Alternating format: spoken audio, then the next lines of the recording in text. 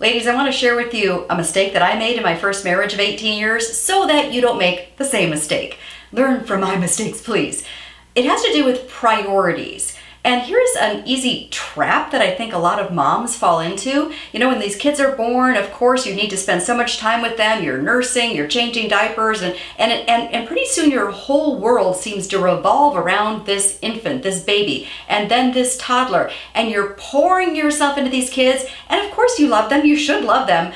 But here's where I think we get a tiny bit off course, and that little bit being off course actually has a huge and devastating impact on our marriages. Here's what happens. And I remember distinctly having this thought in my first marriage. Well, my husband's a big boy. He can take care of himself. I need to pay attention to these kids. They really need me. Do you see how this could actually end up in catastrophe like it did for me?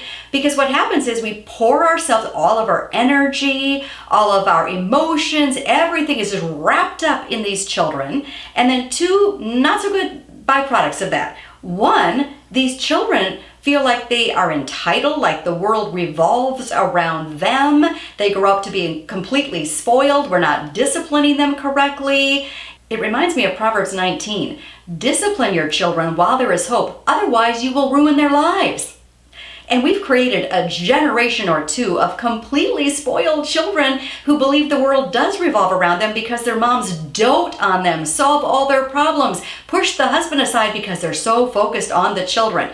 And so that leads me to the second byproduct of this kind of thinking, this kind of mentality, is that the husband is pushed on the back burner. He's feeling completely neglected, like he's not very important, like the children always come first. And so the marriage slowly withers, dies, and then the very children that you are bent on protecting from all harm end up being harmed as your family blows apart through divorce. And that is devastating for a child. So don't make the same mistake I did. Put your marriage as a top priority, not before God, but God, husband, children, and yes, of course, you have to change diapers and nurse and pay attention to your children. I'm not saying that you should not pay attention to them, but pay attention to your husband as well. Make sure that you're putting effort into nurturing that relationship as well. Your kids will feel so secure when they feel that mom and dad are going to stay together.